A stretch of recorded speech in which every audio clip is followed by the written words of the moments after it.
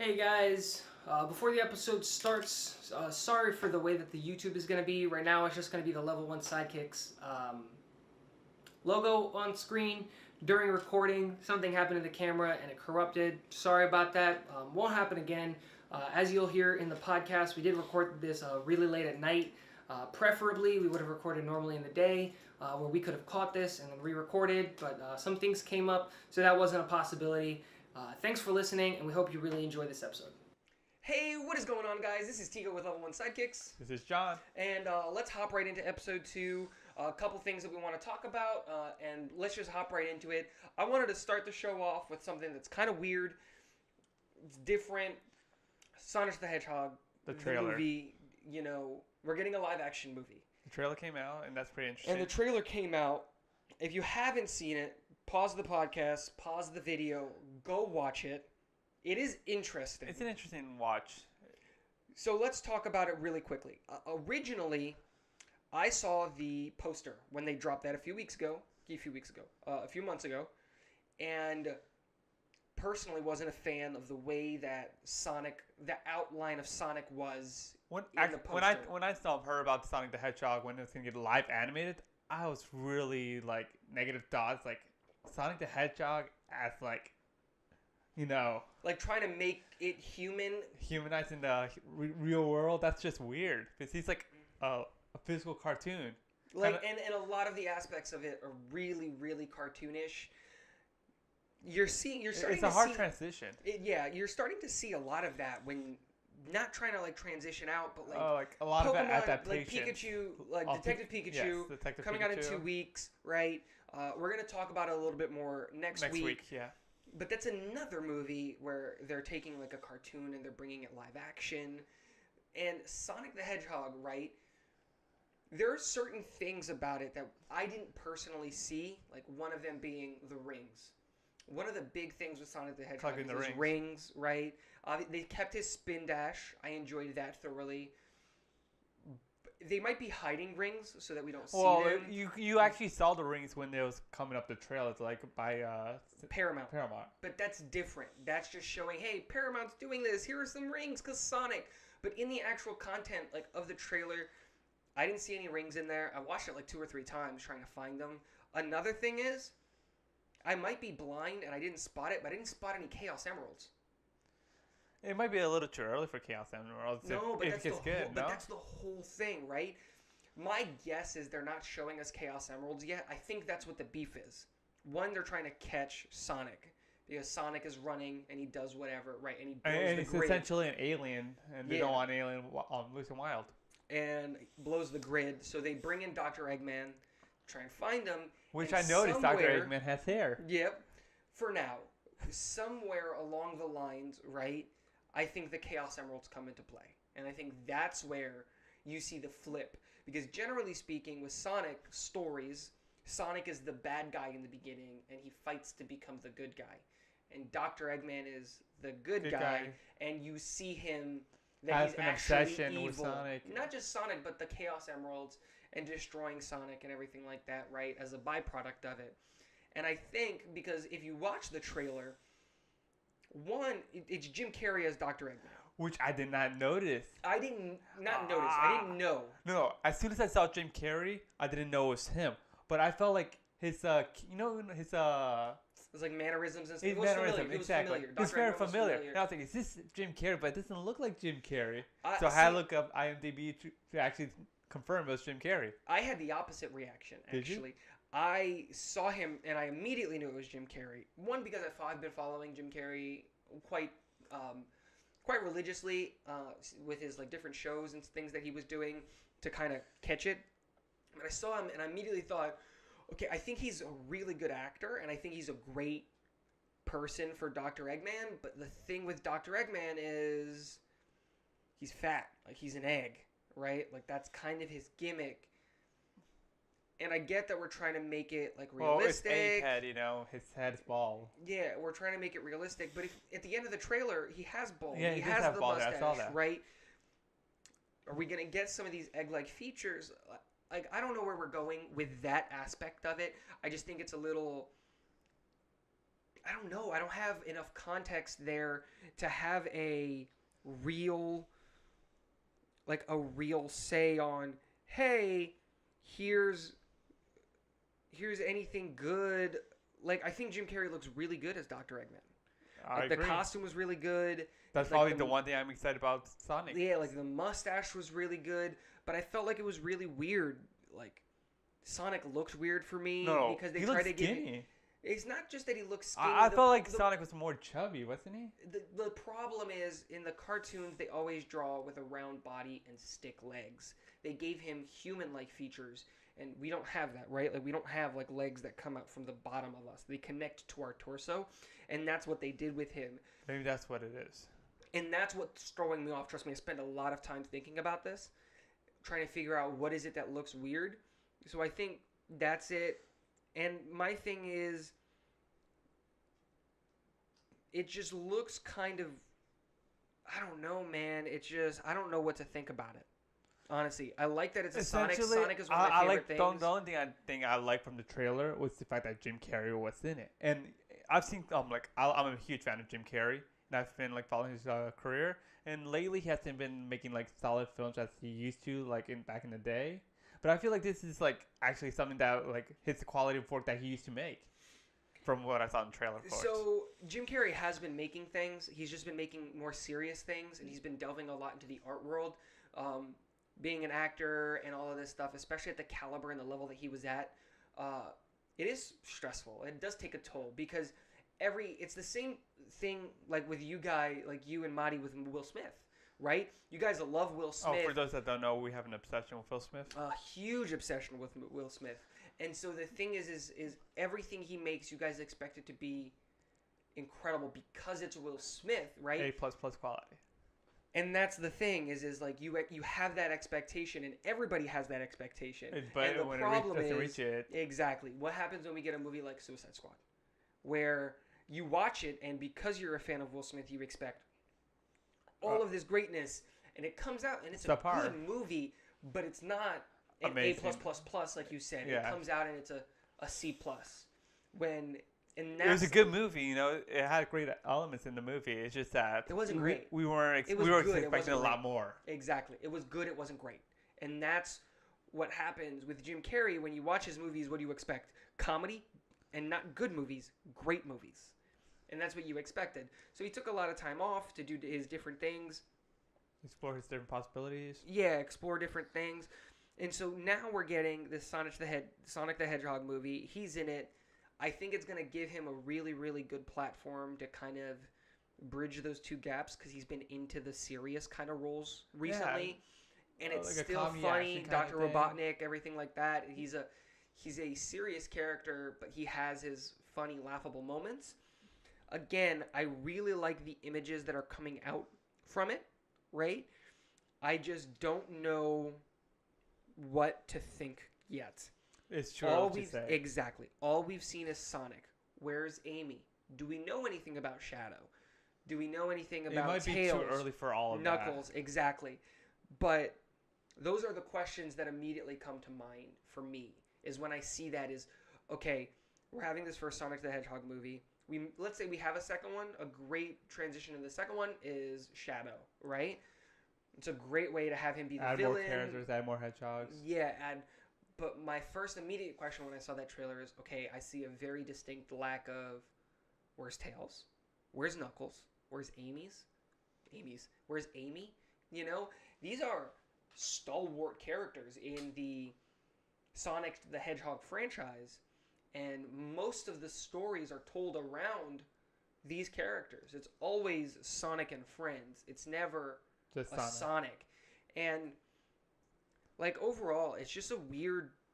Does that make sense? I feel like more is like an introduction for those that don't actually know about Sonic. Yeah, I think it's a good idea, but like man, one of my favorite games of all time is Sonic Adventure 2 Battle. Yeah, but there are plenty of people that never heard of Sonic.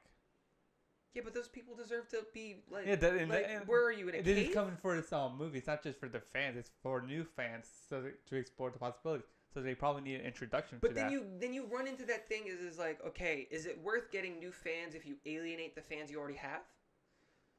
You know what I'm saying? Like Marvel. Well, it's like always Marvel a did trade-off. Really good job. It's Marvel always did a a really trade-off. good job with that, right? And we'll get into Endgame at the end of the podcast. We do plan on talking about Endgame. We just want to have it to be in the end so that we can talk about it and people can turn off the podcast if they don't want spoilers and everything like that. We're gonna do that at the end. But if you look at Marvel, they did it brilliantly. They created this universe of a superheroes that everyone loves and the comics that everyone reads, and they did it brilliantly because you don't alienate your audience, right? And you they don't, introduce elements. you don't alienate your fans. You follow the stories kind of well enough that your fans that you've already created with the comics and the TV shows and everything, they stay on board. But you bring in these new fans of people who have never seen any of this stuff, right? And that's what I'm saying is it feels like with this Sonic movie, it feels like they're kind of alienating their fan base that already exists. And my thing is with Sega is you can't do that. Like, I'm going to go watch that movie. Oh, I'm definitely watching it because I'm a Sonic fan. No, but for me, it's mainly because of Jim Carrey. Well, he made me kind of excited to go watch it. It kind of gave me hope. Jim Carrey doesn't tend to want to do bad. It's like, I would plan on watching Sonic, but not in the movies. But since it's with Jim Carrey, I definitely plan on going to the movies to watch it. That's my thing. I feel like it's a game changer that Jim Carrey's in there. I think so too. Having him as Dr. Robotnik makes a big. It does change up a lot. It's a big deal, right? He is a big name actor because, like, let's say they do the trailer and all they show is James Marsden, right? He's not a, like, what has he done recently that, like, your name, like, screams out to you, and there's not much. You know what I'm talking about? Like, I'm looking through his IMDb right now. Okay, he was in Westworld, and that was pretty popular. That's a show we gotta watch. I have watched it. I'm caught up. He is in Westworld. Season. I need to watch a new season. Yeah, he is in Westworld, so that was pretty popular. But just going through his IMDb, it's nothing really big that I'm seeing. Like, the last big thing that I see is X-Men Days of Future Past, Anchorman 2, and that's about it. You know, he was in The Bachelorette, he was in 30 Rock, but that's like, these are like TV show appearances. Like, these aren't big things. And so, if it was just him, I don't think that's a big enough name to pull in fans, right? And bringing on Jim Carrey as Robotnik is a really, really good move. It's a really, really good look. Like, here's a picture of him bald. Like, that's such a good look, man. But again, what we see is a movie that kind of alienates its fans, in my opinion. I'm going to watch it, but I just don't know how I feel about it. I think we need to just give it time, see more trailers. Yeah. And if it's successful in the box office, I could definitely see it expanding into a universe. I don't see a universe happening. I see maybe a trilogy at max. Trilogy? That's essentially what I meant. No, but like you. Yeah, I know. I know. You were correct. We're not gonna get spin-offs. We're not gonna get anything like that. I think we see a trilogy at max. There might be a Shadow spin-off. I don't see a Shadow spin-off. There's not enough fan. Like, I have a huge obsession with Shadow the Hedgehog. Shadows. To the point to where my first tattoo was almost Shadow the Hedgehog in his spin dash. I was gonna get it on my calf. It's not a joke. I was gonna get him mid spin dash on my calf. But that's because I love Sonic, and I love Sonic the Hedgehog. And so I think what we get is this first movie where it's introducing Sonic, maybe the Chaos Emeralds, a second movie that does Shadow the Hedgehog, everything like that, and a third movie where we see all the Chaos Emeralds combined. They find all of the Chaos Emeralds, and then we see Super Sonic and it's Super Sonic. I forget what Shadow is when he has all the emeralds. Doesn't matter. I think that's what the trilogy looks like. I think the second movie becomes better than the first. I think the third movie is a disappointment. Just like any trilogy. I feel like Sonic is going to be a gateway to other cartoon shows that were popular back in the day. For example, it's not Kirby. Cartoon shows. I think what we're going to see is... I definitely want to see a Kirby live action. I don't think we'll see one. It's too niche. It's way too niche. Like, what we might see... Like, a Legend of Zelda TV show, live action. Yeah, Legend of Zelda could happen. That might happen. I don't think they that tried would to actually do. be pretty good. Though. I think that one's on the books. I have to do some more research for it. I think there's like a movie or a TV show something. If they execute Legend of Zelda, they need to have like actual like major hard hitters in there. I don't think so. No. There's enough Legend of Zelda fandom. I think it's not about having hard hitting characters. I'm talking about like writers and producers. Because it's gonna probably turn out like it's probably gonna end up like Assassin's Creed. No, I think Nintendo would handle it. The problem with Assassin's Creed is that it's Ubisoft, so Ubisoft didn't write it, right? Nintendo would not hand over the reins to something that they didn't approve, and that's what kind of gets me excited for Detective Pikachu. Not a huge Pokemon fan, Detective Pikachu looks nice. Nintendo wouldn't put their name or let something like that exist. You get what I'm saying? I understand. You know what I'm saying? More they're very controlling about what's out there in content. Yeah. They're super controlling when it comes to content that comes out. And which surprises me with this Sonic, because Nintendo owns Sonic the Hedgehog rights, right? And so you just kind of, did they have their hand in it, or did they let Paramount do what they want? You know what I'm saying? And so that's the question I have. There's a lot there, you know? I just don't know. And it'll be great for game sales when Sonic the Hedgehog, the movie, the game, or something like that. That's not going to happen. But, again, here's what's going to happen, right? We're going to get it November 8th this year. So we've got a lot of time. We've got November. That's roughly around the time Disney Plus comes out. Yep. Disney Plus comes out November 12th. We'll get into that right after this. Let me just finish reading off some stats. November 8th, 2019 is when it comes out, right? It's directed by Jeff Fowler. And one thing I did want to bring up, and this is another thing that scares me, is Jeff Fowler is relatively new to directing. Do you want to hear his credits for what he's done as a director? Hit me. Other than Sonic the Hedgehog, he's only directed one other thing in his career. It was in 2004, and it was an animated short called Go for Broke. And it's not Go for Broke. It's with the number? Oh, Gopher. No, Gopher, like the animal. Go for Broke. That's it. I don't see anything that justifies him being the director. He's written A Gentleman's Duel, which was a short, but he wrote that in 2006. He wrote Go for Broke, in 2004. He was a part of animation departments. He was an actor on Gilmore Girls. Like, it's one of those things where there's not much there. You get what I'm saying?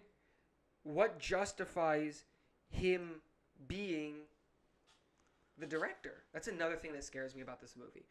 Again, don't want to dwell on it. Comes out November 8th. It's made by Paramount. Everyone needs to start somewhere. This might be actually But this big? Like, you got to pay your dues. Work on some shorts, do some different things. Like, pay your dues. And it gets me a little bit worried. Yeah. It's understandable to worry. Yeah, it's just trailer didn't look too good in the sense of content. I'm just scared that you're going to do a movie. I'm scared we're going to get a Green Lantern. No. Nothing going to be as bad as Green Lantern. This is what it looks like, dude. It looks like it's Green Lantern. It looks like it's Green Lantern but with Sonic. Man, I just don't know. It's just weird. Let's move on. Yeah. Let's go to Hobbs Shaw. Actually, you kind of brought it up. Let's talk about it. Disney Plus. Disney Plus, the streaming service coming out. Yeah, so Disney, we've all known for a long time that Disney is going to have its own streaming service, right? Following DC Universe. Kind of like what everyone's kind of doing. CBS tried to do it. They're all trying to do that Netflix Hulu model. Have all of their content be in one place just for themselves. And not only DC Universe is doing it, some other companies are doing it, but I can't recall from the top of my head. Like CBS is trying to do one with their shows. I don't think it's going to work. CBS has great shows, but it's not going to be justified, right? But so Disney Plus has come out. I mean like the information. And so here's what we know is that Disney Plus is going to come out November 12th this year. They have a countdown on their site if you're interested. Yep. Disney Plus is coming out November 12th. The price point, honestly, lower than what I expected. I expected it was going to be in that $10.99, It's roughly $9.99. like $5.99. Nope, it is $6.99.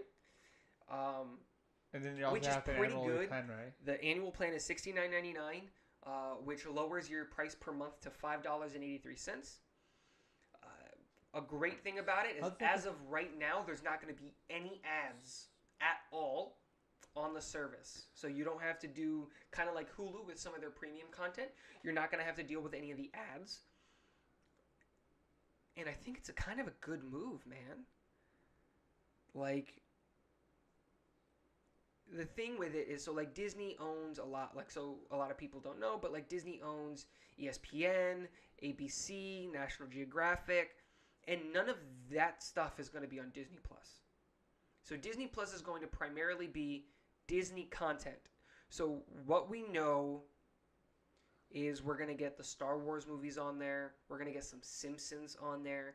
We're going to get a lot of new standalone TV shows on there. We're getting a Star Wars standalone TV show. We're going to get a bunch of Marvel standalone TV shows on there, right? So we pulled up the list. We're going to get a... Do you believe it'll be kind of like how DC Universe is handling their releases, or will it be more like Netflix style, or what do you think? I think it's Netflix style. Netflix style all at The once? reason is there's so much there. Off the rip, we're supposed to get a new Star Wars series, Star Wars The Clone Wars. We're going to get a Loki series, a Scarlet Witch series, a Vision series, a Falcon series, a Winter Soldier series, and a Hawkeye series. That's quite a all lot. going to Disney Will it Plus. be Hawkeye or Ronin? I think it's going to be Hawkeye, because I think what they're going to do is they're going kind of to... thing? Yes, all of these are... Well, I don't want to talk about it yet, because I want to get back to these Disney Plus, the Marvel ones, when we start talking Endgame, because I think what happens in Endgame is going to affect the future of these TV shows. But it's just weird. It's going to have 18... So immediately, off the rip, it'll have 18 of Pixar's 21 movies will be on there, available. It'll have all 30 seasons of The Simpsons. 30 seasons. Oh my Yep. gosh, that's It'll a have binge. all of the back catalog movies. So what they mean by that is like Bambi, Snow White, Lion King, Toy Stories, those things. So the essential Disney movies. Yeah, classics. the classics, like the original Cinderella, Little Mermaid, those things. It'll also have the more recent ones, so Frozen, Moana. It'll have a bunch of the Disney Channel I'm seeing TV it's going to shows. be like a real hit for parents and their children. I think so too, but it's also going to get fans like us, because I'm going to get Disney Plus for the Star Wars series, and you are going to steal the Disney Plus that I get to watch the Marvel series. Like, that's not a joke, right? It is. Like, not. you're going to go do it. Like, we want to be caught up with Phase 4. Exactly. And voice crack, but we want to keep up with these universes, right? So it's this. They're gonna get a lot of people there, and so it's gonna have 5,000 episodes of Disney Channel TV shows and 100 Disney Channel original movies, and that's just right now what they've announced. How do you There's think a lot more. DC's gonna react to that? Because right now they're more expensive, and when Disney comes out, they're gonna have less content as well. My thing is doesn't DC also have access to the comic books and stuff like that? Yes, they have comic books. So if you, I could also see Marvel doing that as well. I don't see why not. I don't see them doing it. Why not?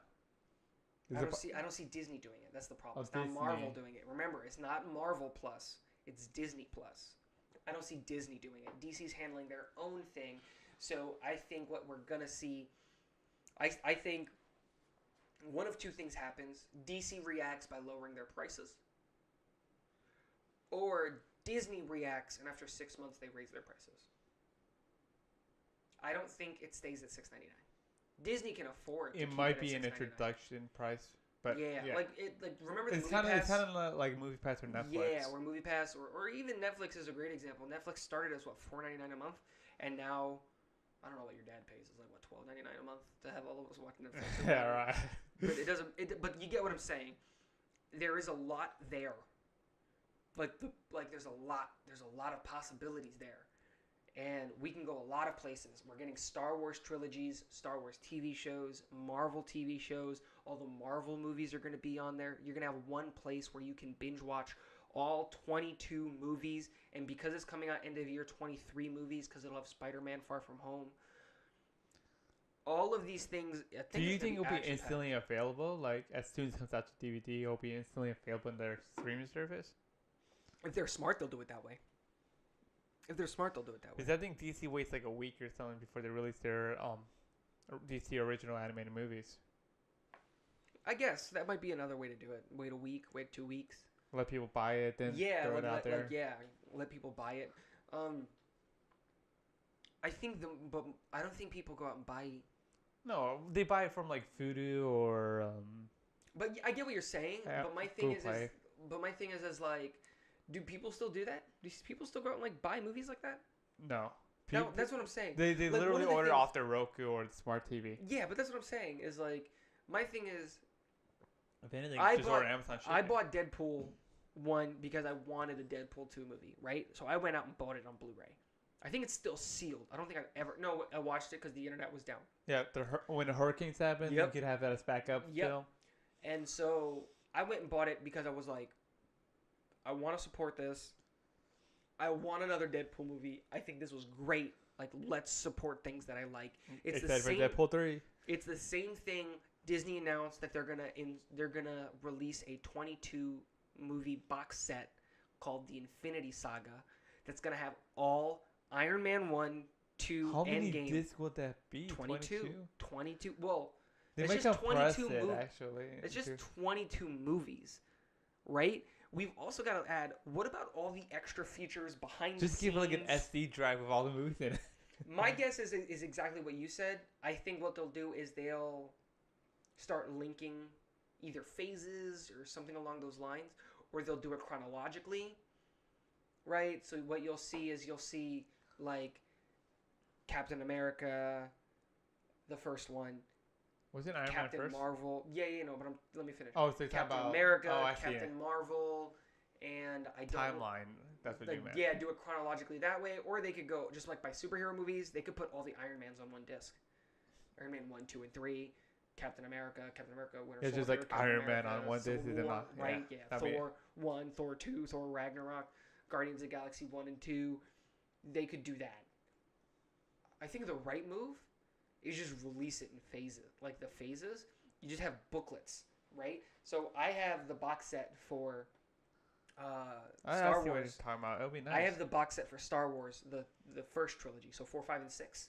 And that's what it is. They're booklets, and they come. So it would be kind of CDs like Avengers each. Thor Saga, and then Avengers Captain America Saga. No, you literally go Avengers Phase 1, and it just has all of the Phase 1 movies in it. Oh, that's interesting as well. So let's talk about like that. Since we're here, we're not going to talk about Endgame, but let's talk about the phases. I wanted to talk about the phases. One of the things we're already here, so let's just talk about it, right? Well. Because they're gonna release the Infinity Saga as the thing. So I think what they do is you do release Phase 1 and not release it. They're releasing it as a box set. But you get what I'm saying. The first book will be Phase 1, and it'll have Iron Man, the Incredible Hulk, Iron Man 2, Thor, Captain America, the First Avenger, and Marvel's The Avengers. That's Phase 1. So you release that. That's one booklet. Then the second booklet would be Phase 2, and that's Iron Man 3, Thor: The Dark World, Captain America: Winter Soldier, Guardians of the Galaxy, Age of Ultron, Ant-Man.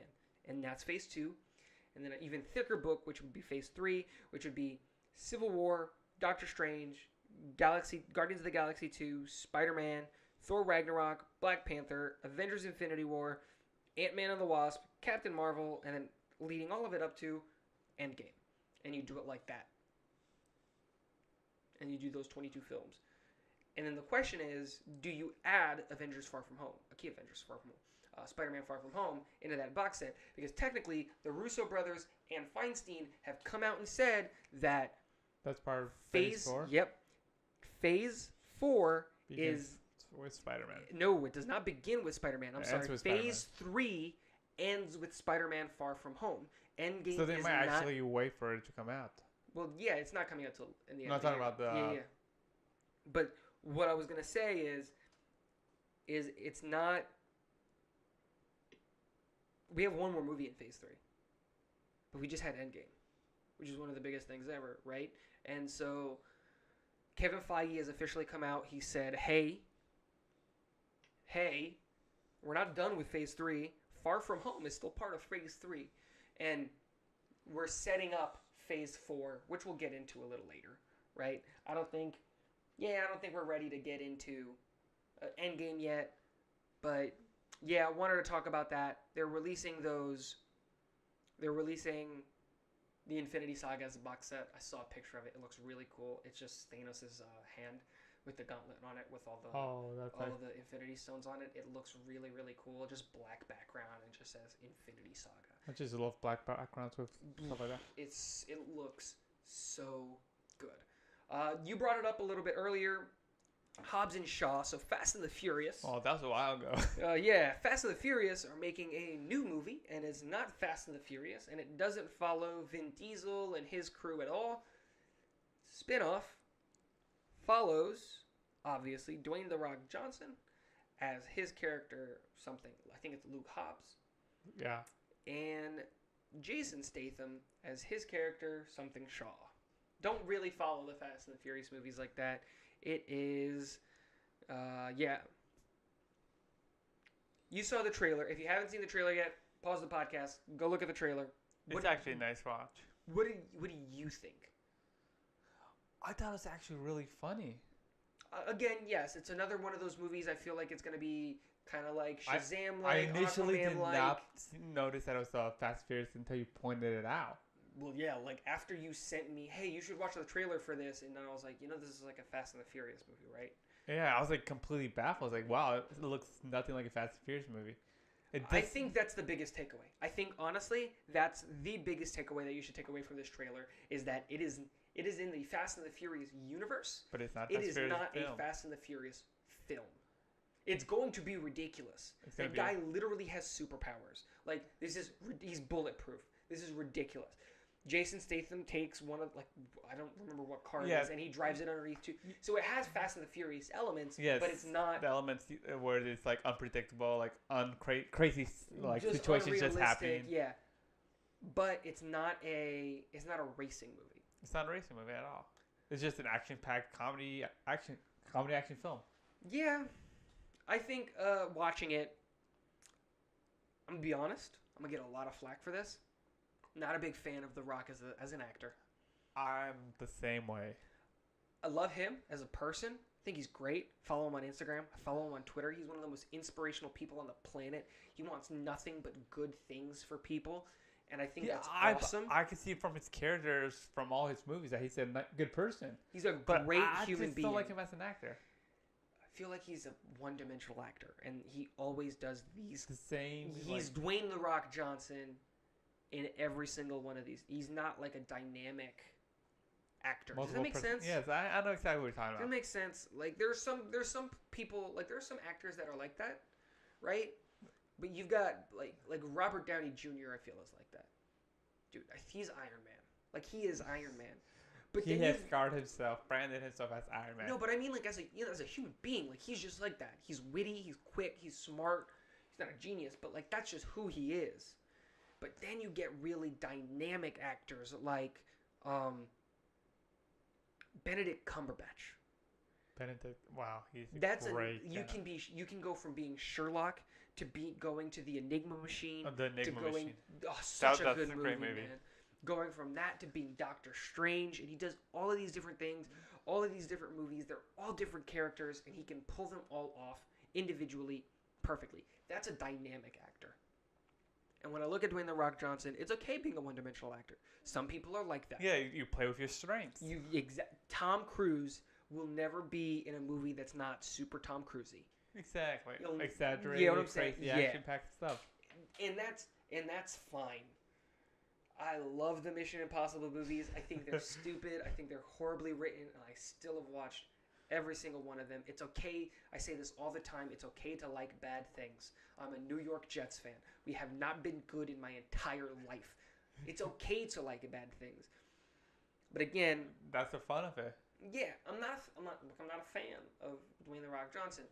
We'll go see this movie because obviously it looks pretty funny. It looks entertaining, and Jason Statham and Dwayne The Rock and the dynamic that they had together was interesting. But I wouldn't have my high hope. I'm going in there expecting a D plus C minus movie. And if I walk away with a C plus B minus, I'll be happy. But I'm not going in there with high expectations. And isn't Shazam also entering the DC universe as a villain? Yes, he is. He's going to be Black Adam. Black Adam, there we go. Yeah, he's going to be Shazam's twin. And that's something that's pretty interesting. That's like such a serious role. It is. It's gonna be a different. It's gonna be a different. And when I heard that Dwayne The Rock Johnson is doing it, I really had negative reactions about it. I'm terrified. I'm like terrified about the reaction of it. I'm terrified. It's gonna be weird. I'm terrified because Shazam was so good. I honestly want Dwayne The Rock Johnson to prove us both wrong with these two films. Please, I want to be proven wrong. But your history doesn't back that up, and it doesn't kind of show me that. I kind of feel like he's gonna come out of the screen and beat us up or something.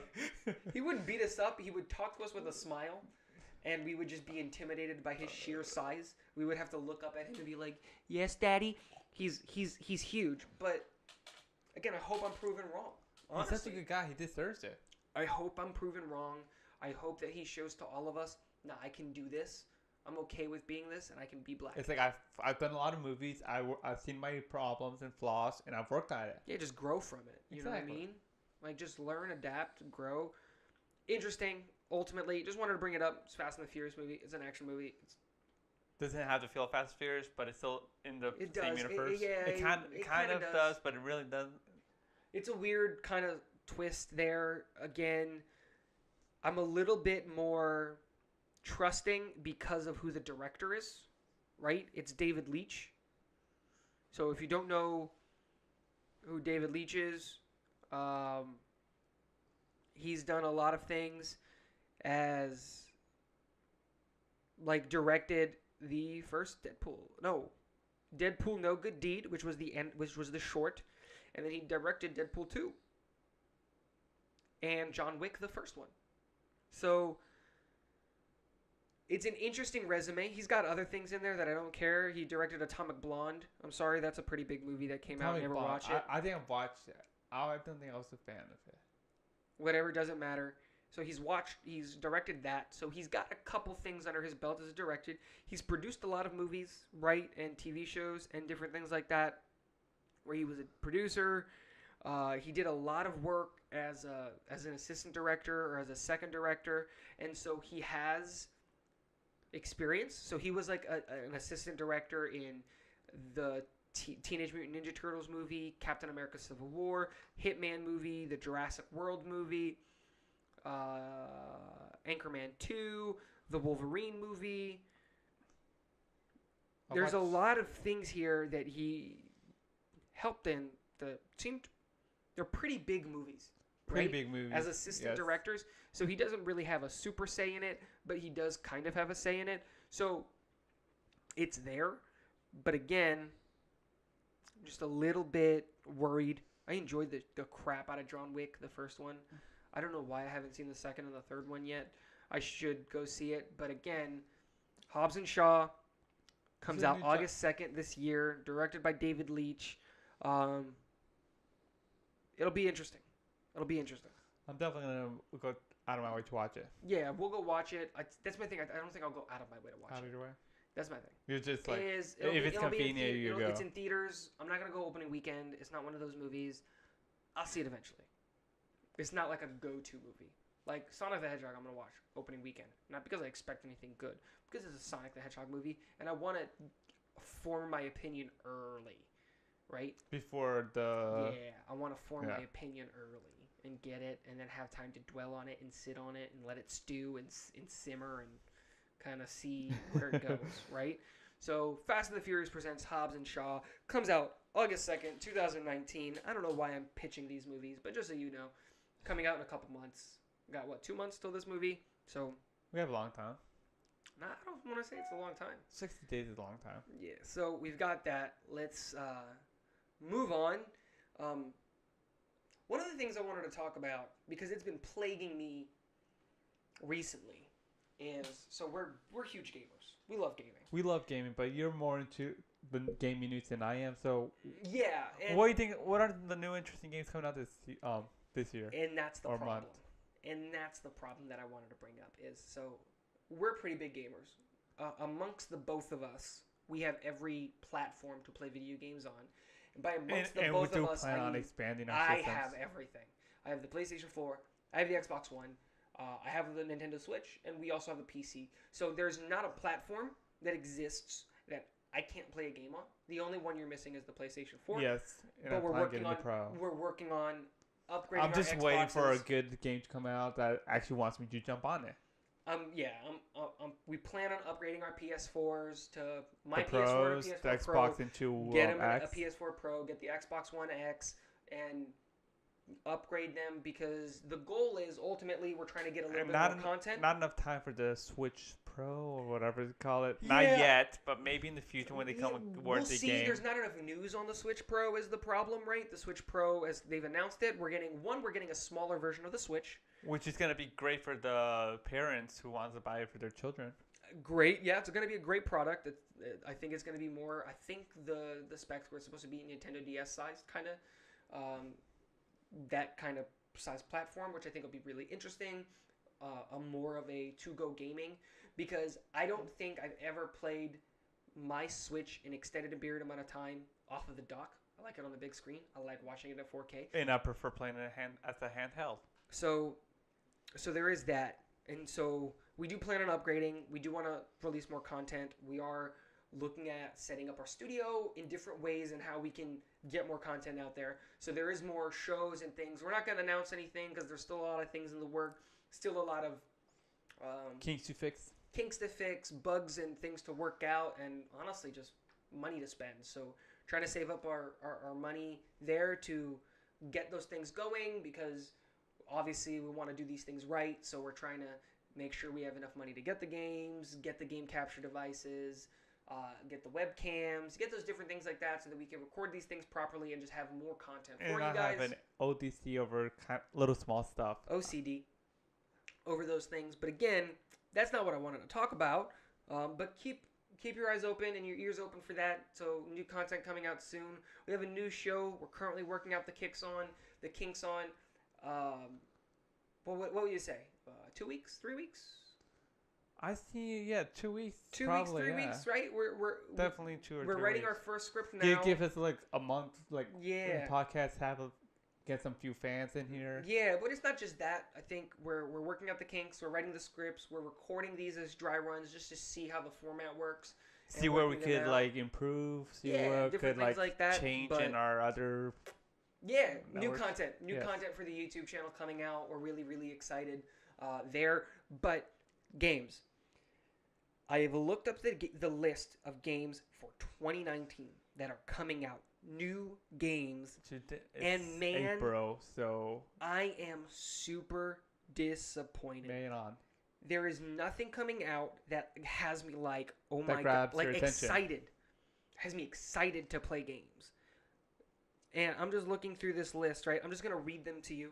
All right, and I'll see if anything pops up in my. Rage 2 comes out May 14th. Don't even know what that is. A Plague Tale Innocence comes out May 14th. Now, this one looks interesting. Man, I follow the news. I haven't seen much on this game. That might just be because ENDGAME and all these things that have been coming out recently, my focus has been there. I feel like more attention has been towards given cinematic there. universe rather than gaming right now. But not too crazy. I want to look into it because it might be something I can get excited about. It looks interesting, right? It looks interesting. The graphics is nice. Yeah, it might be something I can get into. It comes out on PS4, Xbox One, and PC, so we can play it. Team Sonic Racing, I don't care about that. Total War 3 Kingdoms, Crash Team Crash might be, Racing Nitro Fueled. That might be interesting. Judgment, man, I've seen it. Not excited for it really. The Sinking City, like it doesn't have me going. Super Mario Maker 2, which is a game I'm surprised you never got into. It was the original Super Mario I can never Maker. actually get into creating worlds. No, but just playing the games. Were you ever a fan of the Mario like Franchise, yes. but like the platforming and the different things like that, and like the super niche like tricks and stuff into it? No, I just generally play the game to play the game and the stories. Really? I generally just like gaming for the stories. That's surprising. I'd expect you to be one of those. I tried getting into Minecraft. It wasn't for me. Oh, we'll get you into Minecraft. Oh, I tried building. It's like I spent hours and hours building, and it would not work what I was trying to get to. It's like, screw this. Okay, that's I can't get it. Stay ready. Before the year's out, we're gonna have a Minecraft series. I actually thoroughly enjoy Minecraft. I bought Minecraft when it was still owned by Notch when it was in alpha, when you had to pay euros to get it. And seeing it grow and become what it is now. And it's interesting that Minecraft is also in the mobile. So that's pretty interesting as well. Dude, it's a very interesting game when it comes down to it because Because graphics is not important for Minecraft. No, it's just about just creativity. The open world it has. But I think that's my thing is if you play Minecraft just to have that open world aspect, it's kind of okay. It gets old kind of quick, right? Especially if you're playing by yourself, which obviously we wouldn't do. If you explore, I'm more of a server jumping kind of guy to see what other people have created. And that's what I think we would do, and I think that's what a series of Minecraft. We should talk about this honestly. A Minecraft series where it's just having like fans, viewer created like tracks and different things, and we'll explore and see which one is our favorite pick. Puzzles, different things like that, because I think that's where the fun comes in. I can't tell you how many Wipeout series or Wipeout levels I've seen. I love Wipeout. Different stunts and things that you can do. And I think that's where the fun of Minecraft comes in. When Minecraft tries to be other games, that's when I start having problems with it. Like when people try to have these like battle arena. What was that movie? With oh my god, Battle I Royale? can't remember. Kind of, but was with human beings, where all the weapons were in the middle, and the girl went in and Hunger Games. Hunger Games. Oh my god, Hunger Games. When that movie was very popular, they made a bunch of like, it's creative, but I think there's a lot in Minecraft. I think that if we just tackled it again. But going back to this, talking about new games. Again, surprising that you didn't get into Super Mario Maker. I thought that would be kind of right up your alley. Well, it's more like, at the time, I was like, poor family, so I didn't have the money to actually buy. But Mario Maker came out for the Switch, bro, just recently. Did it? Yeah, that's what I'm talking about. That's the thing. It's just you just didn't know about it. Exactly. So, Marvel Ultimate Alliance 3, The Black Order. Never really cared about the Ultimate Alliance games. Fire Emblem 3 Houses. Fire Emblem is pretty popular. I love the Fire Emblem games. I am definitely going to pick up 3 Houses, but that's not till July, and it's still not a game where I'm like, oh my god, I got to get it. Like, it's just a fun game, because I love the Fire Emblem series. I never actually played Fire Emblem. Is it kind of like oh my god. It's kind of like those strategy games where like yes, turn-based move. Yeah, I love those games. Dude, they're so good. I love them. If you're gonna play one, you have to play the one that has the Lucina in it. That story is so good because it has. No, I have OCD. I have to play in order based off release date. You're never gonna play it in order. There's too many games. You're not going to do it. You can jump into the middle of the thing because the games don't relate to each other. At all. It's like the Final Fantasy games. They don't relate to each other. They're all in the same universe, and they all kind of follow, like, everything goes back to Marth, but I've never played the Marth Fire Emblem. I don't know officially, like, what happens in that one. But yeah, Fire Emblem 3 Houses, definitely going to pick that up. But again, it's not a game that has me like, oh my gosh, I got to go play it. It's, Wolfenstein, Youngblood, never really got into the Wolfenstein games. Yeah, I heard they're beautiful. I heard they're great, and I would love to go kill some more Nazis. But it's just not one of those things where I'm Nazi killing is a big thing for gaming. Yeah, it's just one of those things where it's not like super. Control doesn't come out till August. It's weird. I haven't heard much of it because I've kind of been keeping my ear away from it because it's so far away. We've got Shenmue, Astral Chain, GTFO, Borderlands 3, which is a game I'm actually kind of excited for. It doesn't come out till September. So there's not a single game, and I'm still going through, that doesn't have me excited. September, and that's a mild excitement. The only real game that I think is coming out this year that has me like, oh my god, oh my god, oh my god, oh my god, is Star Wars Jedi Fallen Order. The Star Wars games always look interesting, but I was never into the Star Wars universe. We're gonna change that. Star Wars is the best, but that's the only game that has me like, oh my god, why is it not November yet? And it just, man, November's gonna be action packed. I have Disney Plus with all those TV shows, Star Wars the Jedi thing. We're gonna get the new Star Wars movie right around that time of year too. Man, it's just, I'm still going through. We've got the Pokemon game. I'm not excited about Pokemon. Oh, Sword and Shield. I'm excited about that. Yeah, who cares? Like, it's one of those things where, man, I'm still going through here. There's not any games that have me, like, super... I'm 4 pages through this list, and there's nothing... Okay, maybe Dying Light, because that's those were interesting games. Gears 5, supposed to come out sometimes this year. Last of Us Part 2, we still don't have a date. I'm so excited for that. Oh my god, no date. I'm so excited. Oh, I love that game so much. Like, again... Oh, I didn't know about this Final Fantasy VII remake. I love Final Fantasy. Isn't Final Fantasy VII the more popular ones? It's one of the more popular ones. It has the one that has Cloud, Metroid Prime 4, and oh yeah, Halo Infinite. We've got that coming out, but we don't have a release date. Talking about Halo, 2020. They're releasing beta like on the PCs. Yes, I tried getting into that, but I got no email. I'm so sad. It's rough to get into it, but yeah, it's original Halo on PC again, right? Yeah, I think they're releasing it chronologically at a time. Like Halo 1. I think it's just Combat Evolved. No. They said they were releasing the entire Master Chief Collection for the PC. That's interesting. So they're going to screw that up like they did with the Master Chief Collection. I'm hoping that it's remastered. They wouldn't remaster the remastered again. No, the only one that was actually remastered was Halo 2. And Combat Evolved. No, Combat Evolved. Yeah, was it Evolved? Yes, Combat Evolved was remastered, Halo 2 was remastered, and then they didn't remaster 3 or 4. Don't argue with me. That's the way it is. You're the Halo fan. I'm the gaming nerd. Don't try to argue with me. All right, I will not argue. Because you could hit the select button and go from I remember it's me and you were playing together. Yep. But I thought that was Halo 2. And Halo 1. Again, we don't have dates for those, but again, dude, there's nothing out for games that has got me excited. What is happening with the gaming universe? Is it that I feel like they are more focused on the MMO aspect of it. I don't care. I like playing MMOs. We played WoW for such a long time. That's what I'm talking about. They're more focused about the MMOs rather than actually releasing new games. For example, I don't think that's true. I don't think that's true at all. I don't think who's doing that. I don't know. But that's what I'm saying. No one's doing that. No one's coming out and releasing MMOs. Problem is they're not releasing games fast enough. Dude, people. Yeah, people but don't, do you blame them? The technology nowadays for gaming is ridiculous. I don't need beautiful gameplay. Dude, Most people do. No, you don't. You need to have a great story. Breath of the Wild wasn't anything to scream about, in the sense of graphics wise. It wasn't super realistic. It wasn't, but that game was incredible. It's just a good story. You know what I'm saying? I'm all about story. And that's what I'm saying. This is a good story. Super Mario Odyssey. This is another great game that came out. It's nothing crazy to cry home about, but it was a good game.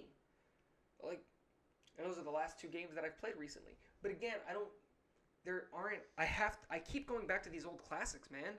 I've been playing Rainbow Six Siege nonstop because I've noticed. Just because there's nothing, I keep going back to these classics. And my CSGO, fear is Rainbow Six, CSGO. My fear is I officially removed myself from the Call of Duty world. I wanted to take a break for 1 year. I'm not going to play this Call of Duty. My fear is dude, I'm going to go out and I'm going to go renew my Xbox Live. I'm going to go, or my PlayStation Live because it ran out or whatever. PlayStation Network Plus. Renew it. I'm going to go buy frickin' COD. And I'm going to go sink a bunch of hours into it. Go buy a SCUF controller. And just because there's nothing to play. And that's my problem. One game that I think I might give a shot and give a chance to is The Division 2. That just came out. Apparently it's different from The Division 1. I wish I had $60 to go get it, but it's another one of those things where it's like, it's a good game. It doesn't have me super excited. You know what I'm saying? Yeah. And so my question becomes, is it because I'm trying to play games of these series that I already love, right? Is it because I want new Legend of Zeldas, I want a new Halo, I want new Gears, I want new Fire Emblem, like these stories that I already enjoy, and I'm not giving new titles a chance? Or is it just because there's not really new titles coming out? I think it's because there's not really new titles coming out. What's the new, like, PlayStation 4 had a time where it was bangers, like, freaking God of War, Spider-Man, Beyond, Droid, like, there were these games, even Tony Hawk was like a huge game. Like, just back to back to back to back, like, these games, like, man, I couldn't even finish this game before Horizon Zero Dawn. Exactly, So you much had because- to like go to the like Walmart or something like decide between two games because you're only for one game. Like, and that's what I want. I want to be in a place where there's an abundance of games that I can go play. Multiplayer, not multiplayer, I don't care. I just don't feel there's anything out there like that. There really isn't. There's nothing like we have to play this game. Guys, I want you to let me know in the comment section if you're on YouTube, on Twitter, Instagram. What do you think?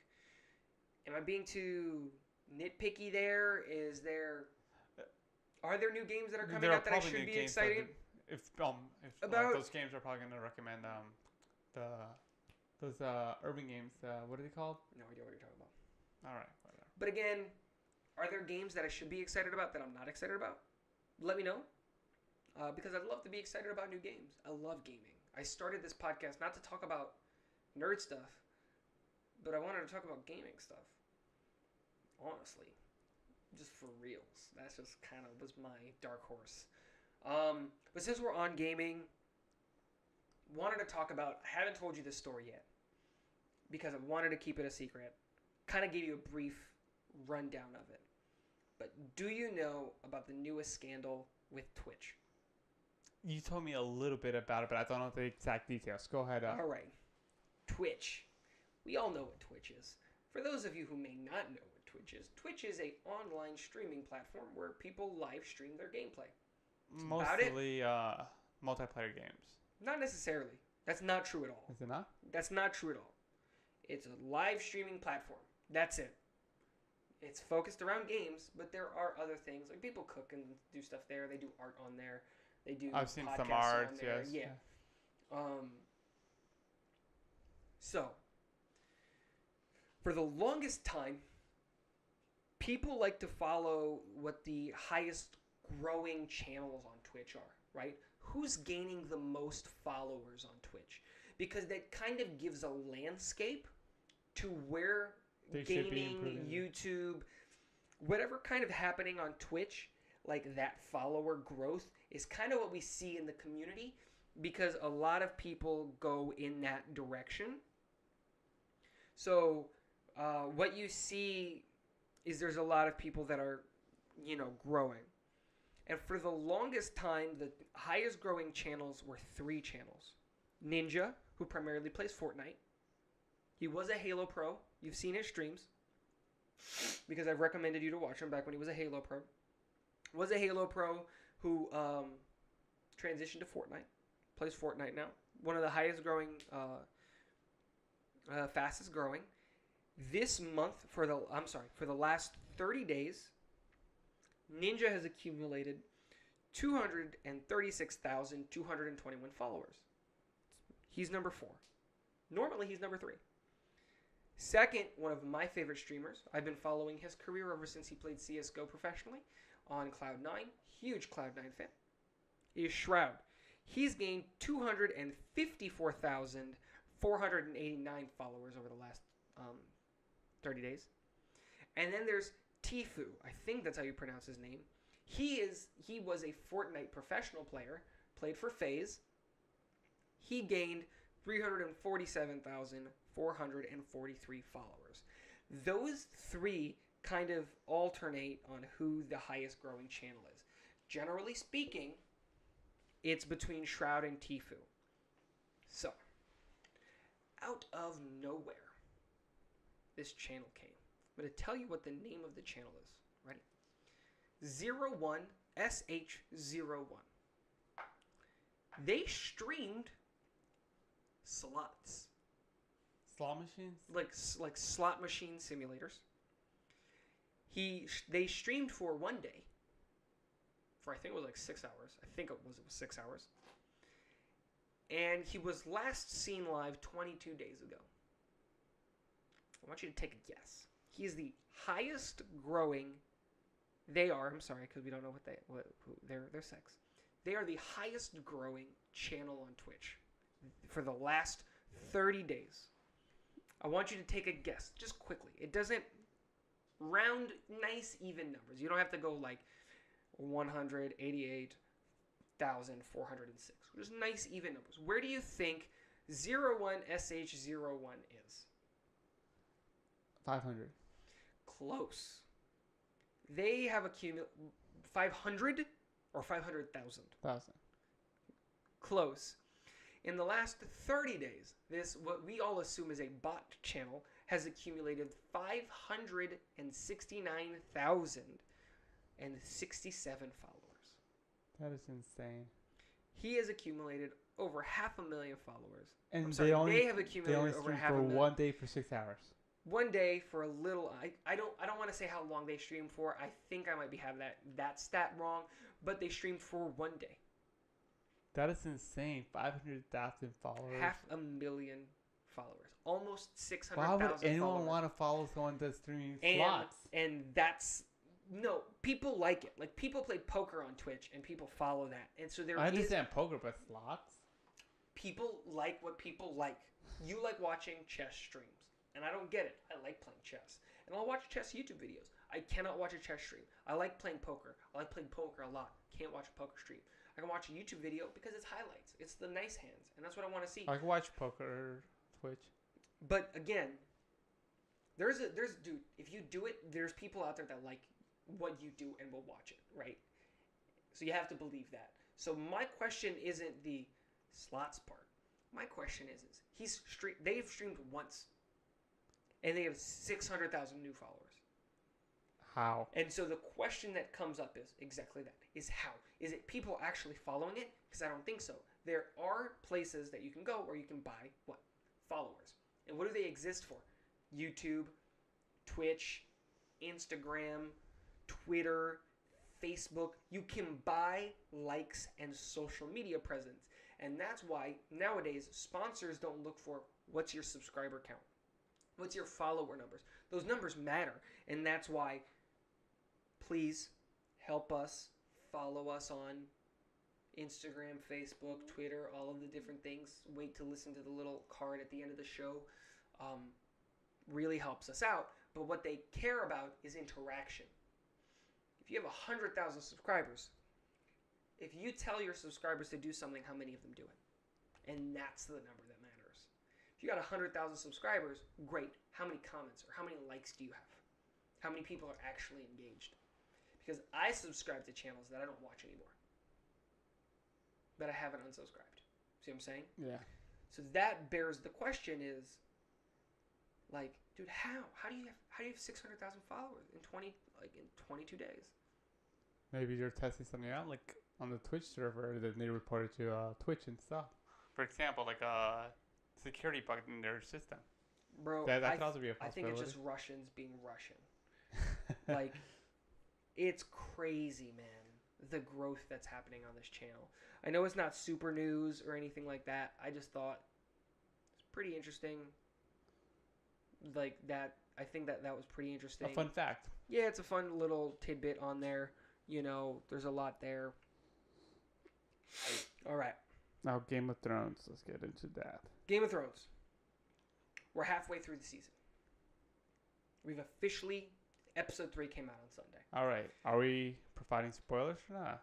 Not for Game of Thrones. No Game of Thrones spoilers? No Game of Thrones spoilers, so because I don't want to talk about anything specific Game of Thrones because we're going to have all the episodes out. I want to do a special Game of Thrones episode.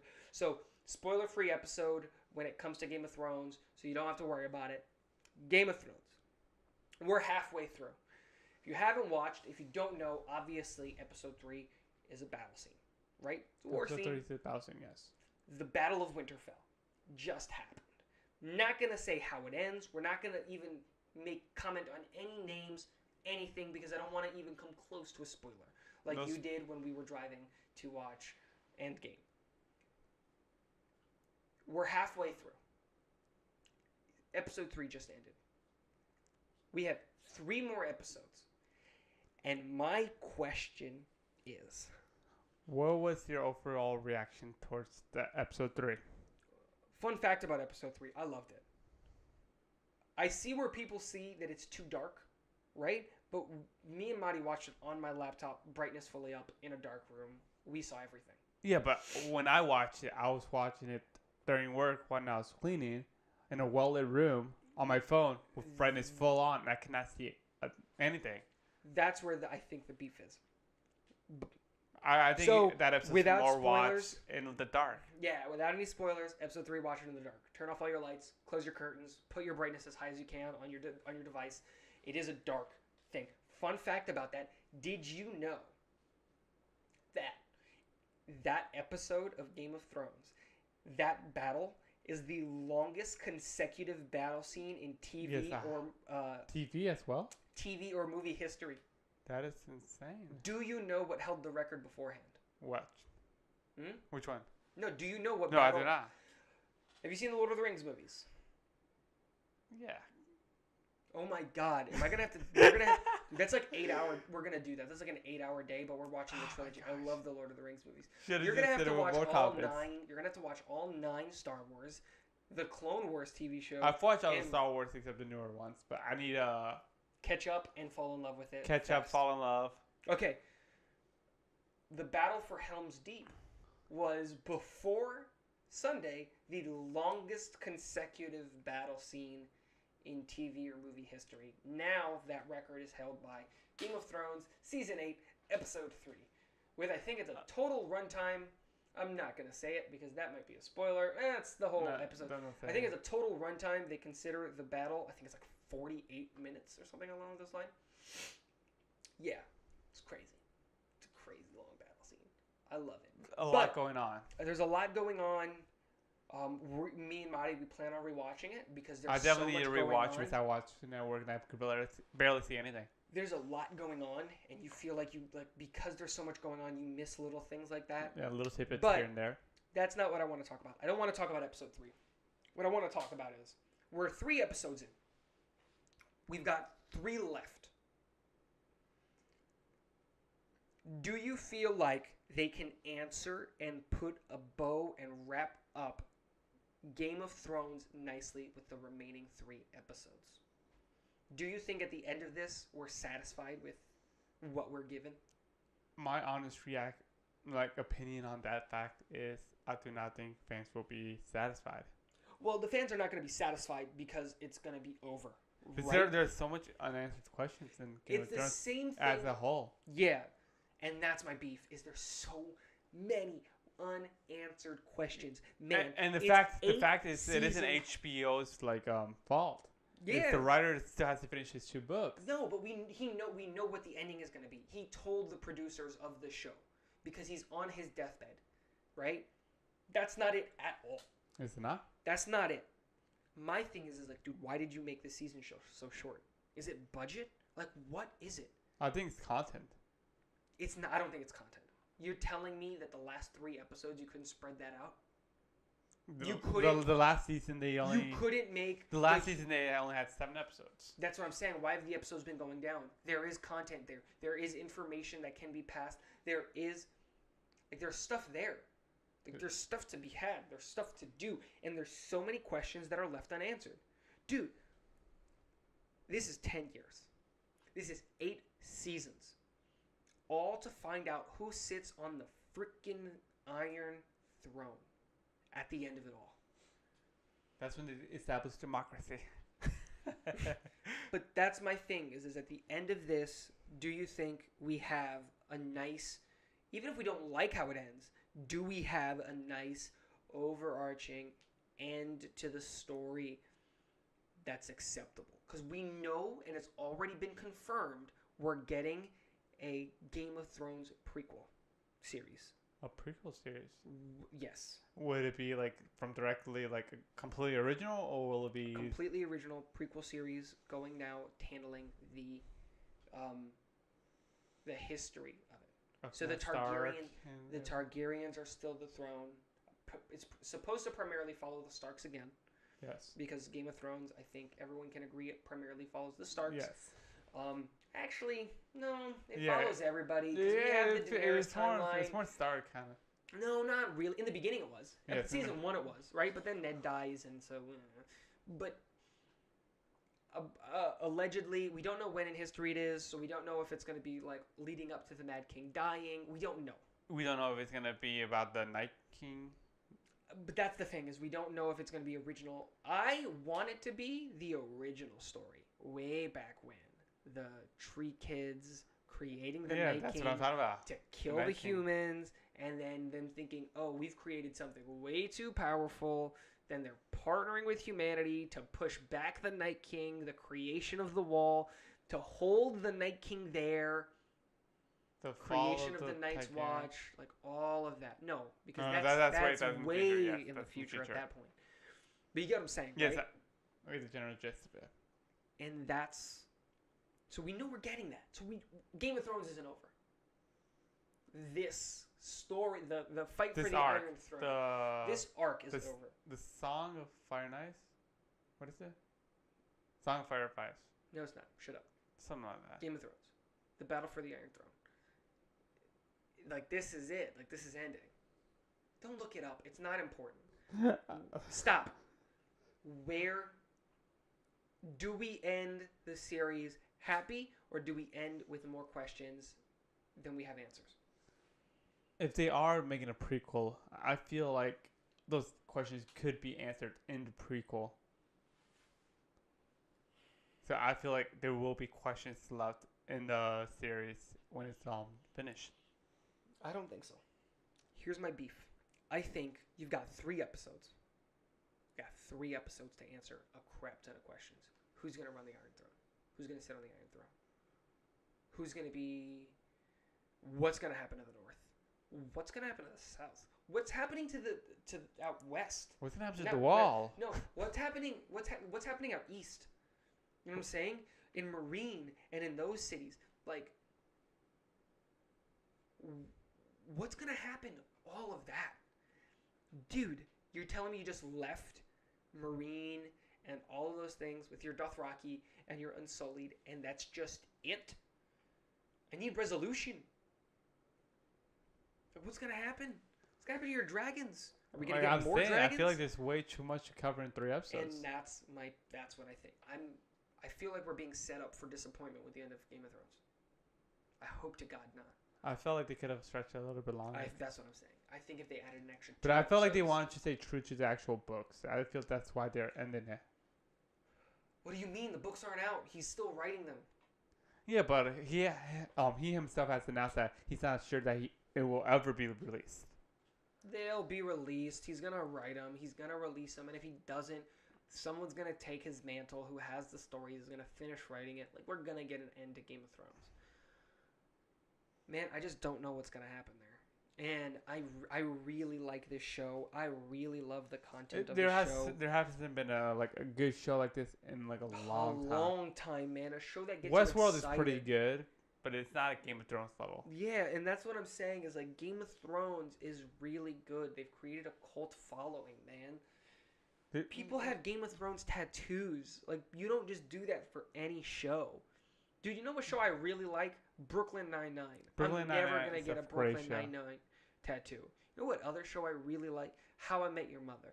Never going to get a How I Met Your Mother tattoo. But I did get a ducky tie. Yeah, you do. It's in that closet right there. But that's not the point. You get what I'm saying? Game of Thrones has affected people's lives. Changed people's schedules. I don't know what to expect. I guess that's the good thing. Exactly. That's what makes Game of Thrones Game of Thrones. Keeping up the guessing. Yeah. All right. Let's do this. Long waited at last. Avengers Endgame. Spoilers? All right. If you have not seen Avengers Endgame, please pause the video, pause the podcast, and don't listen further. Again, spoiler alert, we are going to be talking about the movie and what's in the movie and what happened in the movie and where it leaves the universe, what we think about Phase 4, and we can't do any of that without spoiling. So again, spoiler alert, please turn it off. We're letting you all know. I'm going to give you guys a couple seconds of just absolute silence to make sure that no one does it. Boom. If you're listening here, it's because you've watched Endgame. If you're still listening, that's on you. We're going to talk about it. Endgame. Oh my God. All right, I just want to give a quick overview of how popular this show is. The movie? The movie. My bad, sorry. You got it. All right. For the first week, every single day, every single time slot was packed. And that being said, so we live in Orlando, and we have Downtown Disney. It has a movie theater. And Downtown Disney, that's way old. I mean, Disney Springs. They have an AMC theater. And they, for the Avengers launch, closed down the movie theater, and they only showed Avengers Endgame, and they showed it 24 hours straight. They had movie times every 3 hours.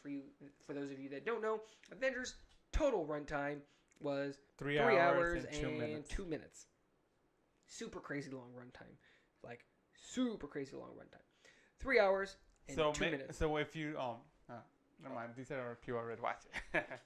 Yeah, no, dude, they've watched it. So they shut down the movie theater 24/7, and all they had all opening weekend, Friday, Saturday, Sunday, was Avengers Endgame in every theater, and they were all sold out. To the point that we only watched it yesterday. What's this thing? It was yesterday. We could not find movie times for Friday, Saturday, or Sunday. We had to watch it on Monday. And on Monday, we were able to find tickets, still packed. Every seat was full. Dude. We had to go in the 3D and the AM. Yes. We had to watch it in 3D because we could not find it. And we had to go in like the middle of the afternoon because it was the only place that had 3 seats together. Man. It was ridiculous. So, super, super duper popular movie. Overall, what did you expect? Your reaction first. Okay, so here's my thing, right? This is the 22nd movie in a story arc that's been lasting 15 years. Honestly, I enjoyed the crap out of this movie. A lot of people have been complaining that, oh my gosh, it's a lot of talking, not enough action. Man, with this kind of story, you're ending the series. You can't just go and get the Infinity Stones in the past and then bring them to the future and fix everything. Like, you have to have a lot of content there. Just conversational content. Yeah, like building up to that moment. Exactly, and that's my thing. Yeah, but now the thing is, I talked to a few people as well. They were mildly disappointed about the action, of course. And of the action scenes or the lack thereof the lack of action scenes. Okay. And it's understandable why there's a lack of, just because of like how you explained it earlier. Mm-hmm. And I myself was kind of disappointed of the lackluster action. I was expecting a bit more action, like the plot going like a huge different direction. Mm-hmm. It was like this plot, I did not see it coming at all. I did not see them going back. I did not see them going back in time. I knew they were going to do something with Ant-Man's like wormhole. I knew time travel was the answer. It was either time travel or going to different dimensions. I felt like it's more in the different dimensions kind of aspect, where vibrating at a different frequency. Yeah, exactly. I felt like he like separated the 2 dimensions, like Peter Parker's world and Iron Man's world. Like half of the population were in that's half, and the other population were in the other half. I felt it was going to kind of be something like that. Oh, I get what you're saying. Where once he makes the snap, the 2 universes split. Yes, exactly. And the people who disintegrated didn't actually disintegrate. They just went to a different reality. Exactly. That's exactly what I felt like. See, I didn't think that was it. I thought the answer was, I think they were actually dead, and I thought the answer was, personally, I thought Thanos was going to help them. I thought Thanos was going to turn. Because for some reason, I thought there was going to be a bigger, badder guy. And I was wrong. Thanos was the villain again. Man, honestly, I think it was a really good movie. Man, like, the thing that people don't give enough credit, like, they lost. Dude, they lost. Exactly. And seeing the reaction that's how it is. Dude, people lost. Don't appreciate kind of like character development. They just want the action. They lost. They lost. He did it. And it took them and it's 5 incredible years. to see. Took them 5 years to Not just that, actually it come wasn't back. that because it took them 5 years because of Ant-Man. Yeah, My thing is like, you see Captain America like slowly, like Steve is trying to make peace with the fact that like these people are dead and there's nothing he can do about it. Seeing the deterioration of Thor, because he blames himself for the actions of Infinity War. Seeing him with his gut belly. Seeing Tony give up. He just gave up. And he said, screw this. I'm running away. I'm going to hang out with Pepper Potts, my wife. And I'm just never, like, I'm done. Seeing Natalia, like... It was like a huge emotional hit. Yeah, but, like, seeing Nat trying to... The only life she knows, like, her trying so hard to keep it there and keep it together. I think those were my favorite parts of the movie. Not even, like, the action scenes were so good. The action scenes were great, but I feel like the character development and the plot leading into it was great. And I think every character had its own story, man. All of them. Nebula had her own story arc. Freaking Hawkeye. Dude, how do you open the movie with that scene? Him losing his family on his farm. And that was like probably the most emotional scene. No, that was not the most emotional scene. But it was a great emotional scene to start it. Iron Man. Yeah. Iron Man, the funeral was the most emotional scene. I literally cried. That's not a joke. But, dude, there's so much there. I cried twice in that movie. When he dies and Spider-Man is sitting there over him trying to like,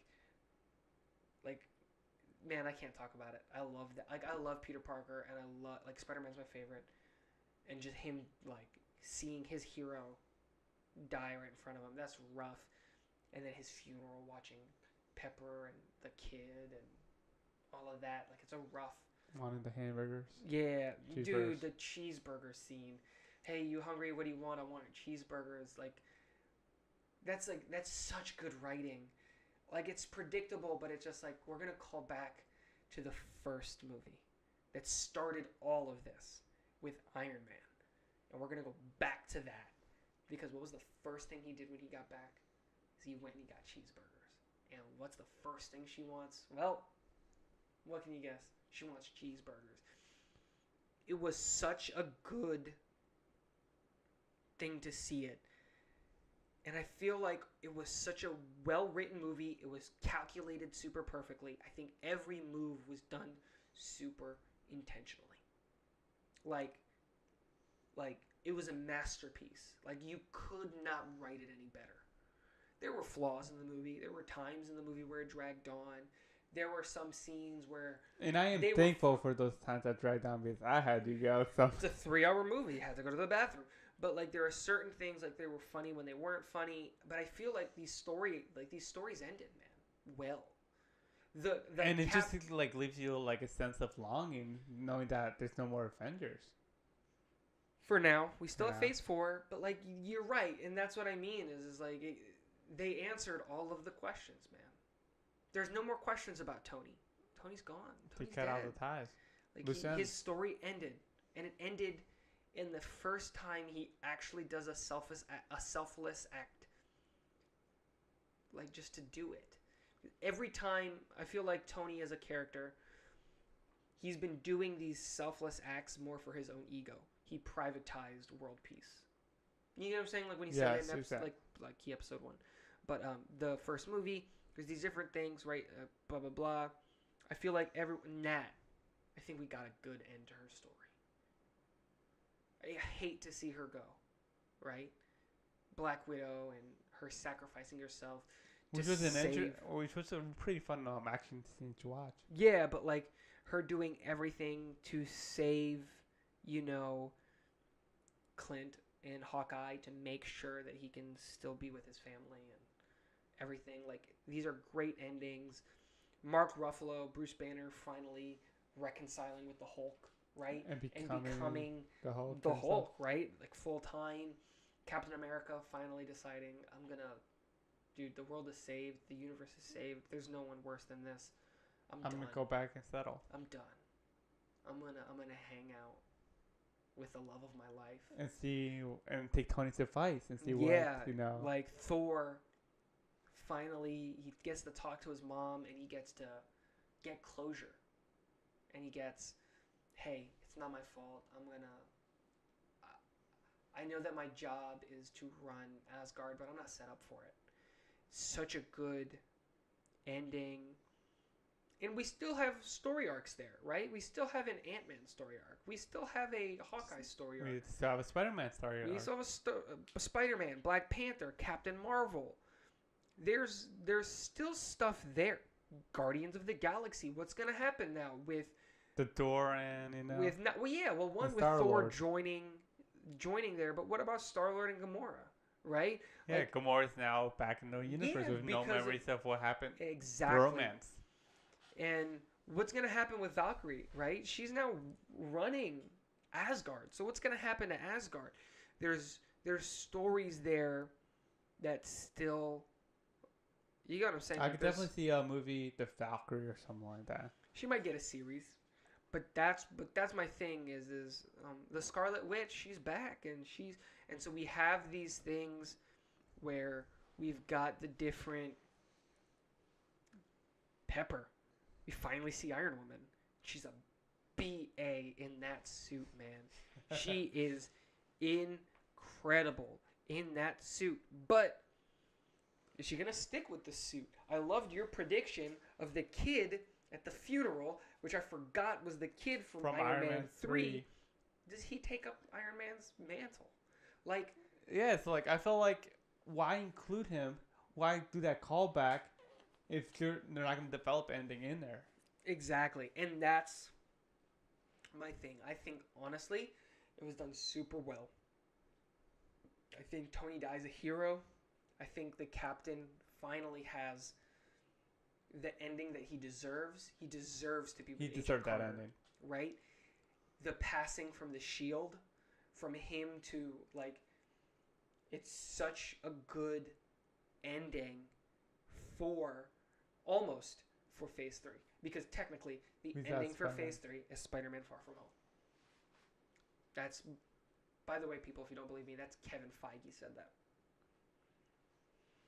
It's just a wonderful ending to the story, man. If you had to give it a grade following the level 1 Sidekicks grading system, I'm going to go first. I give it 11 out of 8 heart-jerker moments. It's my official score. 11 out of 8. I enjoyed the crap out of that movie. Yes, there are places that there could have been improved, but I honestly enjoyed the crap out of that movie. 11 out of 8 heart-jerking moments. Like frog in your throat, eyes watering up, can't look your wife in the eye because you don't want to see her cry. Thankfully, you're watching it in 3D, so you got these sunglasses on.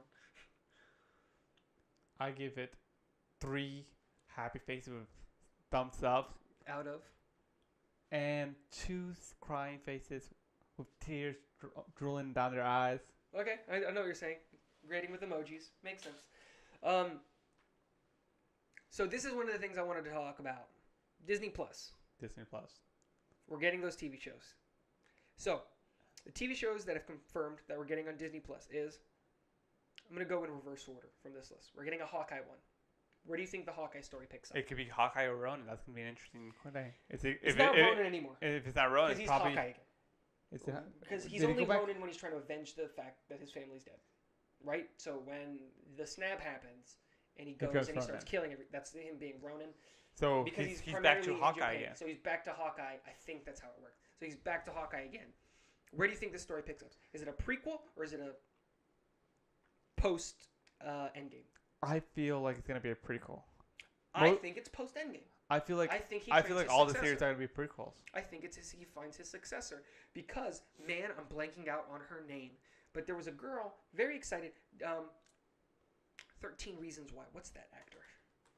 Reasons Why. The reason I'm bringing this up is because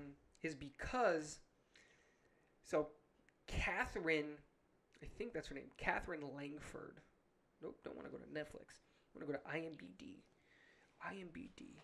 Catherine Langford, that's her name. She got cast in Endgame. I'm sorry, but her scene was cut out. You never saw her in there, and there was speculation on who she was going to be. The speculation was that she was going to be one of two characters. She was either going to be Hawkeye's replacement, the person that he trains to be Hawkeye's replacement, or that it was going to be Tony Stark's daughter as an adult, like in the future. Oh, that's interesting. I can see both of them, but I think that'd be interesting to see if we get a post Endgame where he's working with a partner, building a replacement, and then at the end of the series, he retires and stays with his family forever. Now, this is why I believe that it's going to be a prequel. The reason why is Arrow, Supergirl, The Flash, the crossovers. That wouldn't be possible. It's not going to be possible anyway. Why not? Because these series don't take place in the same timelines. Do they not? At all. I don't think so. I've got theories about all of them. But if they do take place over in the same timeline, but why would they do that? The problem with CW is they release weekly. I don't think Disney Plus is going to release weekly. I think we're just going to get episodes that drop. Yes, we'll get cameos. Like it's going to probably be like Netflix, where it's gonna they occasionally drop. Mix and match. Yeah, but it's just going to drop, and at that point, it doesn't matter what the timeline is. We're not going to see. The problem with the CW is certain stories literally, like you have to watch the Flash episode to see how it affects the Supergirl episode, right? You don't need that. I think he takes her on as the replacement for Nat, and so I think we see Black Widow, Hawkeye kind of combination with that. So that's number one, Hawkeye. Number two is Winter Soldier. Now here's the one where I think is very interesting. Falcon is getting his own series. I think that's a prequel. I think Falcon's a prequel. Obviously, I think Winter Soldier is the story of him becoming Captain America. I think even though Captain America gave Falcon his shield, I think Winter Soldier gets it eventually. I think Bucky gets the shield eventually. I feel like those two are going to be in the same show. Falcon it's not the same show. I think they're separate shows. No, I believe they'll be together. Maybe. And I also heard that Scarlet Witch and Vision will be in the same show. Yeah, they're going to have their own show. And that's going to be a prequel? It has to be a prequel because Vision's dead. Is it 1950s around? No, it can't be that far back. Scarlet Witch isn't that old. Scarlet Witch is a teenager. I've heard it's the 1955 or it's going to take place in the 1950s. But it's something in the 1950s. Nope. That's not possible. She's not that old. I've read it. They've announced it. Where, John? I don't know exactly where. I don't believe you. I don't look it up. I don't believe you. I don't believe you because Scarlet Witch is not that old. It's like it's not possible. It's not possible for it to be that far away. Like,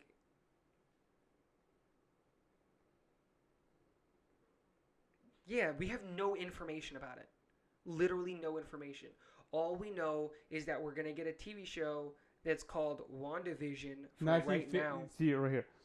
WandaVision will have a 1950s aesthetic. Aesthetic. That's exactly what I said. No. Either it's going to take place or it's going to have a feel. But you kept ignoring what I kept trying to. You never said that. You could since we are recording this, there will be evidence that I did say it, but you just kept overlapping me saying, I don't believe that, I don't believe that. And I just kept trying to correct it. No, you said it was going to take place in 1950 or it's going to have a 1950s vibe. I've said that. I think these were the exact words I said. How is that even possible? It doesn't fit. Whatever. I'm not gonna argue. It could give it a noir kind of feel. No, that's I just read a different article that literally says it's taking place in the 1950s. That does not make sense. Vision was literally created in. I think that article right there was a misconception. It's they said it's gonna give an aesthetic feel. No, okay, whatever. I don't care until it comes out. I don't think it's in the 1950s. It does not make sense. Okay, if you want to make it a 1950 noir style thing, great. Take place in Vision was created in Age of Ultron. Like literally, one is like 20 something years old. I also don't believe it's gonna be the 1950s. I'm just feel it's gonna be like the 1955, kind of like the Avengers opening. Which one? Captain Endgame? America? No, the second last movie, 21st movie. Captain Marvel. The Avengers one. Captain Marvel was taking place in like the 90s. I don't know what. No, I'm not.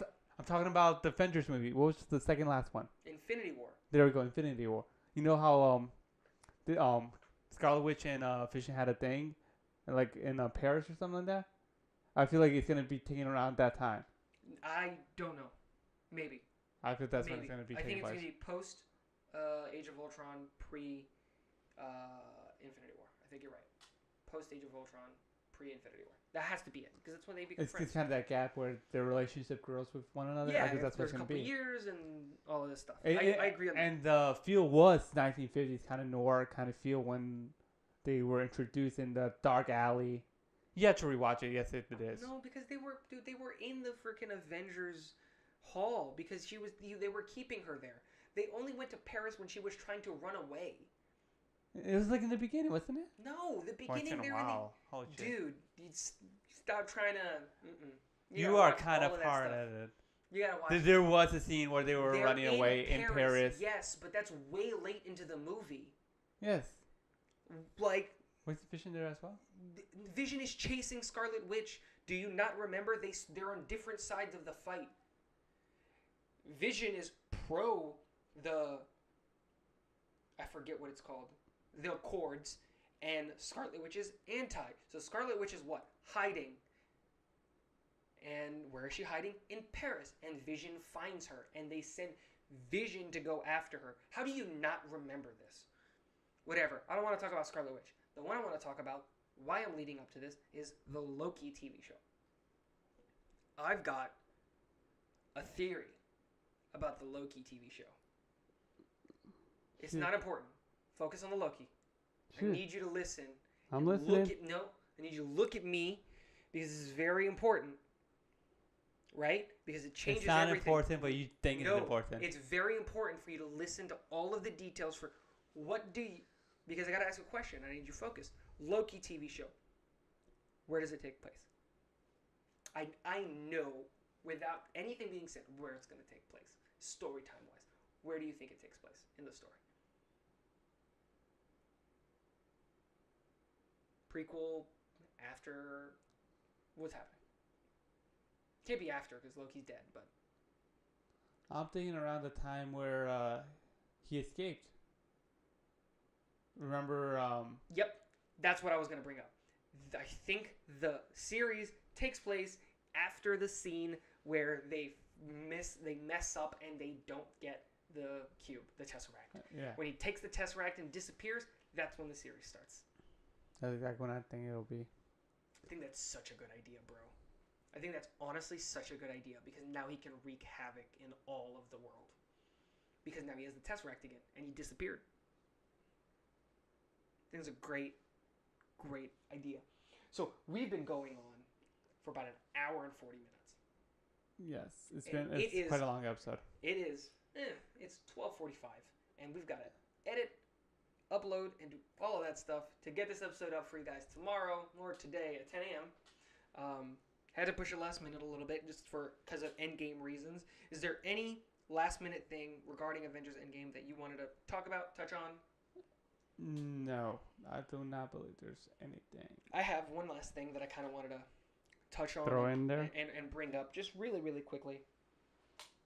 It's a brief question. Phase 4. What do you expect coming from Phase 4? I expect a new Doctor Strange movie, a new Ant-Man movie, right? I feel like these series are going to be part of Phase 4. Obviously, more Spider-Mans. But where do the Avengers as a whole go from here? Because Thor, one of the original founding members, is with the Guardians of the Galaxy, right? So we're going to get a Guardians of the Galaxy 3 movie. So they're there. We're going to get a Captain Marvel 2 movie because she's still defending space. But where is Earth? What's the state of Earth? And what do we see from the Avengers? And who's the next bad guy? An interesting thought is, will they include the X-Men stories and as well as Deadpool story? No and no, because they don't have the rights to it, and I don't think they see a crossover, and I hope to God they don't. I think these X-Men movies are trash, and I don't think the X-Men is good. The Dark Phoenix looks pretty interesting. Dead Phoenix does look interesting. I'm not a big fan.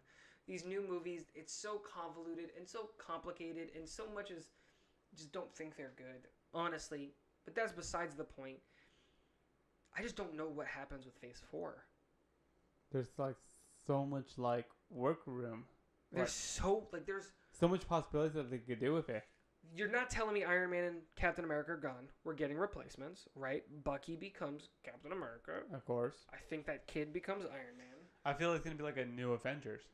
Yeah, we're gonna get. It's probably gonna be. But who's gonna be in this new Avengers? If they do release the new Avengers, it'll probably be the new Avengers, and then right there.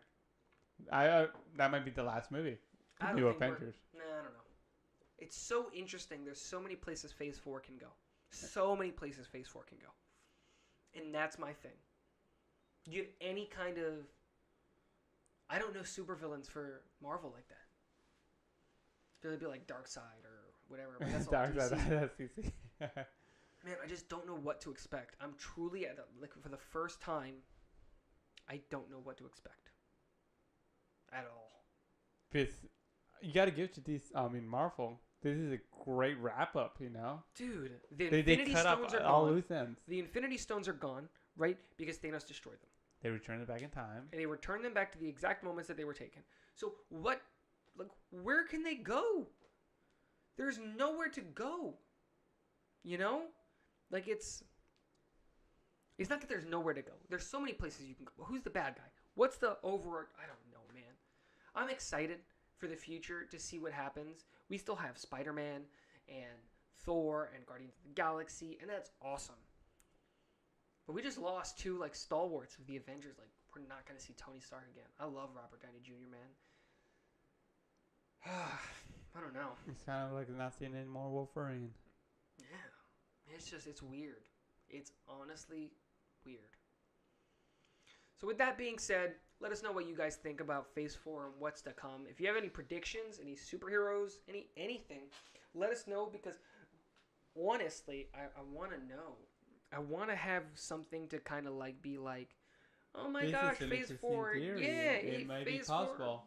4, yeah, Phase 4 is going to have this or this, and I just don't know where they can go from here, man. I just don't know. I just feel like it's picking up the mantles from here on. Yeah, dude, and they're picking up speed. That's what I think it is. I feel like a lot of people feel like they're slowing down. I think they're picking up speed. I think this is just the beginning. I think if Disney and Marvel handle it right, I think we're looking at another 15-year story Phase arc. 5, Phase 6. Something crazy. Have they ever confirmed that Phase 4 is going to be the last phase?